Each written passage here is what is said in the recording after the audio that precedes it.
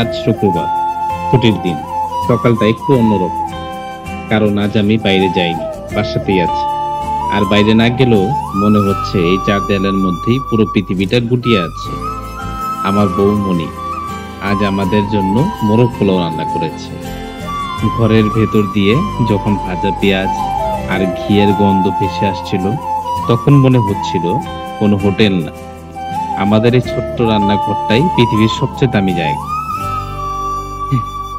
আমি কিন্তু আগেই বুঝে ফেলেছি আজ ওর মনটা ভালো। কারণ আমি রাতে বলেছিলাম, মনি অনেকদিন হলো ভালো কিছু খাওয়া হয় না। হাসি দিয়ে বলেছিল, ঠিক আছে, কাল শুক্রবার, দেখি কিছু করি। আর আজ সকালে আমি গেলাম বাজারে ওর জন্য মুরগির লেগ পিস আনতে।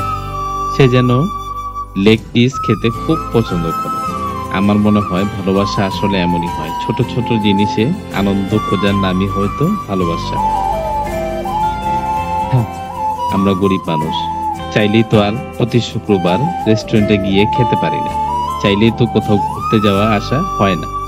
কিন্তু জানো, এসব না পারার মধ্যেও একটা শান্তি আছে, যেখানে কারো কোনো প্রতিযোগিতা নেই, নেই বাহুল্যের অহংকার, শুধু আছি আমি, মনি এবং আমাদের এই ছেলেটা। আজ আমরা তিনজন একসাথে খেয়েছি, এক থালা পোলাও, দুটো লেগ পিস আর অনেক হেসে খাওয়া।